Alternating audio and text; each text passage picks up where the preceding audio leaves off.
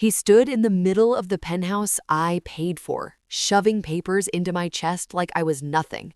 "Sign it, or I'll drag this divorce out for years," he said. That smirk on his face told me he thought he'd won. He thought taking my home, my money, my dignity would finally break me. So I signed. I left my keys on the marble counter. I walked out without a word. He had no idea what I'd just done. Neither did his lawyer, until the next morning when that lawyer called him screaming. I met Daniel when I was 24, working 2 jobs, living in a studio apartment with a mattress on the floor. He was charming in that effortless way some men are, the kind who never doubt they belong anywhere. We married 2 years later, and for a while it felt like I'd finally found my place. By 30, I had built something real, a marketing agency that started on my kitchen table, grew through sheer stubbornness, and sold for enough to change our lives. Daniel was there, cheering me on, taking credit at parties, letting people think he'd had a hand in it. I never minded. That's what marriage is, right? Sharing everything. We bought the penthouse with my money, every dollar, $2.5 million. He picked the furniture, I paid for it. He chose the view, I signed the checks. It was our home, but everyone knew whose name was on the deed. Everyone except him. The divorce started like all bad things do. Slow at first, then all at once. I found messages on his iPad. Not the first time, but this time was different. He didn't cry or beg or promise to change. He just looked at me with cold eyes and said, "Maybe this is for the best." Within a week, I had papers. Within a month, a court date. Within 6 weeks, I was standing in my own penthouse, watching him hand me a document that would take it all away. "Sign it," he said, calm and bored, standing by the floor-to-ceiling windows with the city glittering behind him. "Sign it, and I'll let you walk away clean. No fighting, no dragging this out for years." I looked at the papers. A quitclaim deed transferring my ownership to him.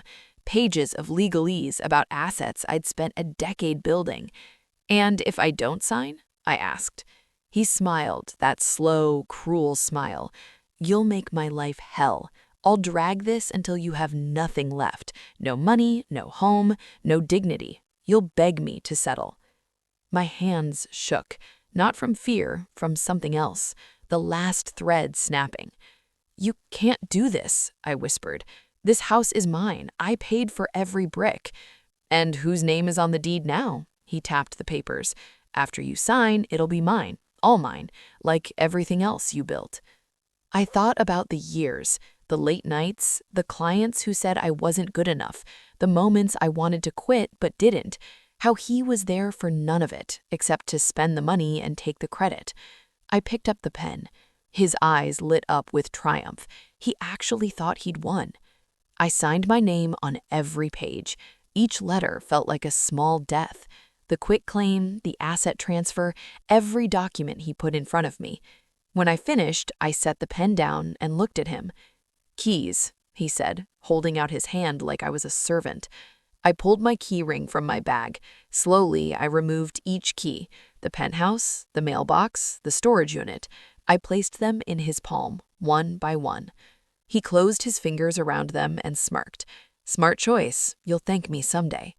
I picked up my bag and walked to the door. My hand rested on the handle. "Daniel," I said without turning around. "What?" I walked out. The door closed behind me with a soft click. I stood in the hallway staring at that door, at the home I'd built and just signed away. Then I smiled. Because what he didn't know was that I hadn't just signed away my home. I'd signed away something else, something he'd never see coming. I pulled out my phone and dialed a number I'd saved weeks ago. "He signed?" the voice asked. "No," I said, stepping into the elevator. He made me sign, but he never read the last page. The elevator doors closed. I watched the penthouse floor disappear.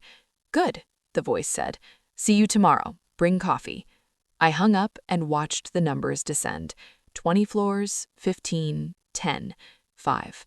By the time I hit the lobby, I wasn't sad anymore. I wasn't angry, just calm, ready. He thought he'd taken everything. He had no idea I'd just given him exactly what he deserved. I didn't go home that night. I didn't have a home anymore. I went to a small hotel downtown, the kind with thin walls and scratchy sheets, and I slept better than I had in years. My phone stayed silent. No calls from Daniel gloating, no messages from friends asking if I was okay. Just silence. Peaceful, beautiful silence. I woke up at 6 a.m., ordered coffee from room service, and sat by the window watching the city wake up. Somewhere out there, in that penthouse I paid for, Daniel was probably still sleeping, still smirking, still thinking he'd won. At 8:15, my phone rang. Not Daniel, his lawyer, a man named Richard Klein, who had spent the last month treating me like I was invisible, like I was just some housewife getting in the way of his client's future. I almost didn't answer, but curiosity won. Hello? Maya. His voice was different, strained, almost breathless. We need to talk. About what? A long pause. I could hear him breathing, could hear papers shuffling in the background. Did you read everything you signed yesterday? I smiled, took a slow sip of my coffee. Of course I did. I read every page, every line, every tiny little clause. Another pause, longer this time. There's a clause in the asset transfer, page 14, subsection C. I'm aware.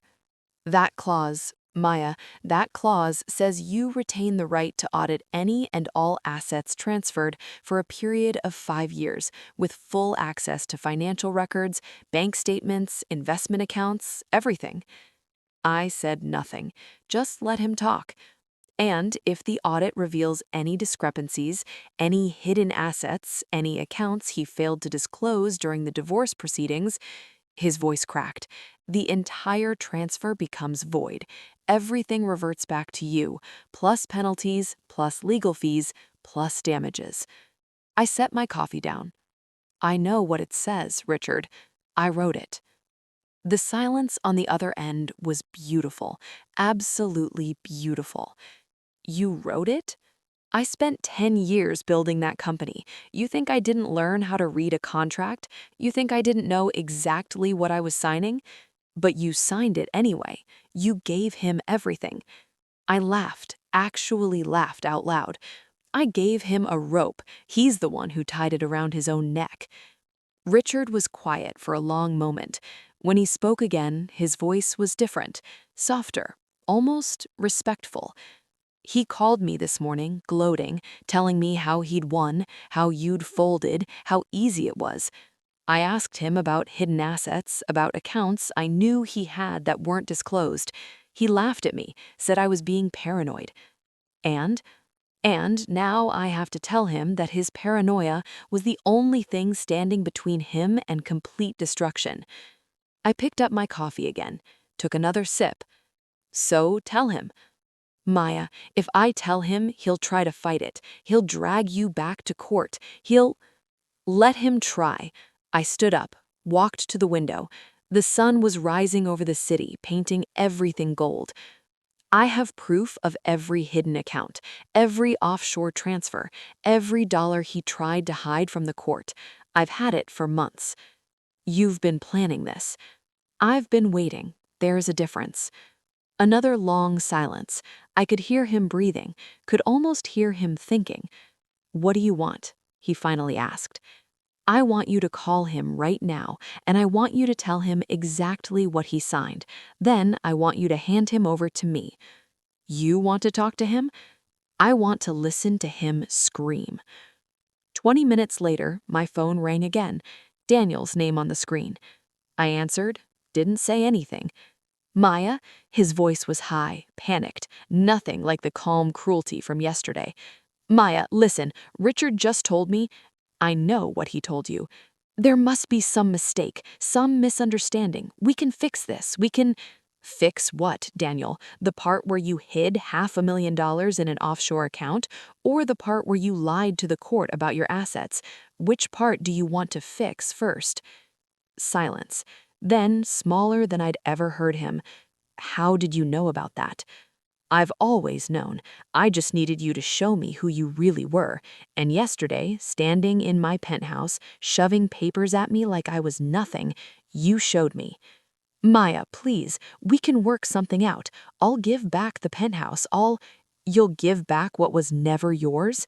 Just tell me what you want. I looked out the window at the city below, at all those lives, all those stories, all those people trying to survive.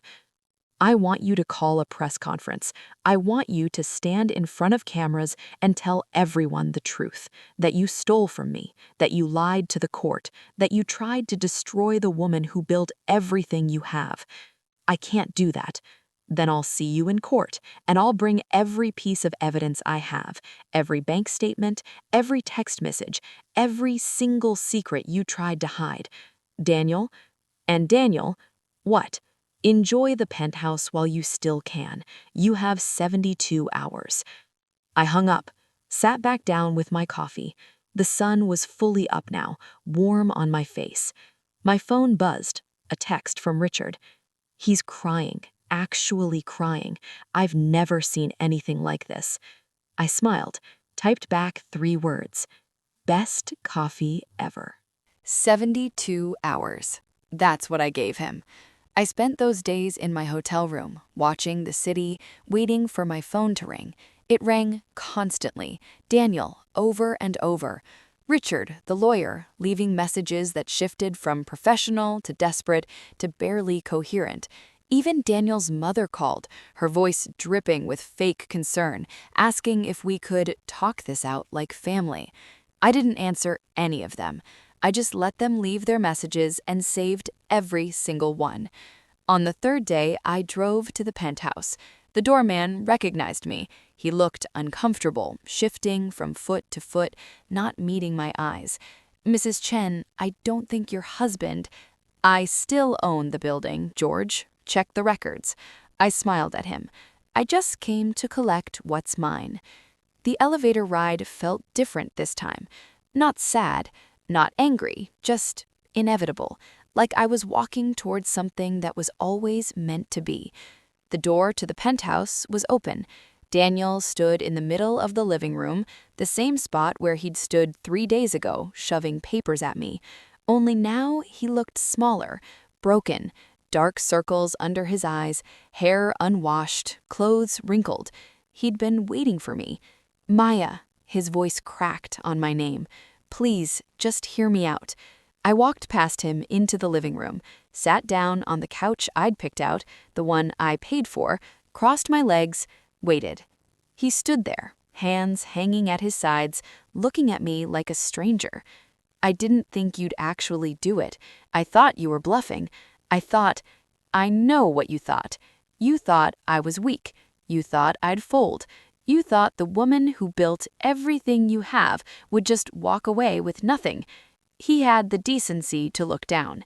But here's the thing, Daniel. I didn't build that company by being weak. I didn't make millions by folding when things got hard. You just forgot that. Somewhere along the way, you started seeing me as the help instead of the person who made all of this possible. I know I messed up. I know I was wrong, but we can fix this. We can what? Go back to how things were? Pretend you didn't try to destroy me? He didn't answer. Couldn't answer. I reached into my bag and pulled out a folder, the same folder he'd handed me 3 days ago, now filled with new papers. I had my lawyer draw up a new agreement. You're going to sign over the penthouse. All of it. Full ownership. Back to me. You're going to surrender any claim to my assets, my retirement accounts, my savings. And you're going to write a letter admitting that you hid assets during the divorce proceedings. His face went pale. If I sign that, I have nothing. I stood up, walked to the window, looked out at the city, at all those lights, at the life I'd built. You had nothing when I met you, Daniel. You just forgot that too. I turned back to face him. Sign the papers and I won't pursue criminal charges for fraud.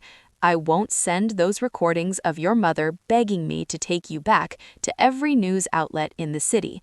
I won't make sure everyone you know hears exactly what you did."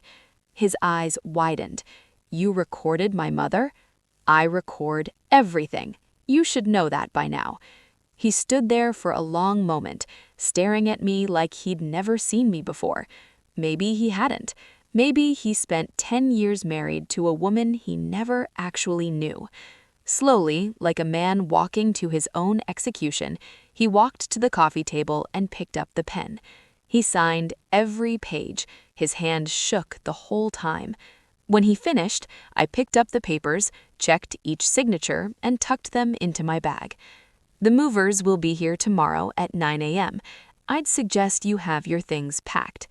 I walked to the door, paused, looked back at him one last time. "Daniel." He looked up, eyes red, face broken. "The penthouse is beautiful, isn't it? The view, the light, the way the sun sets over the city." I smiled.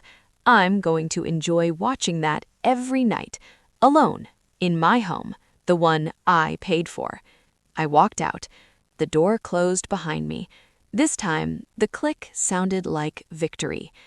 6 months later, I threw a party in that tent house. Friends, colleagues, people who had believed in me when I was building my company. We drank champagne and ate catered food and laughed until our stomachs hurt.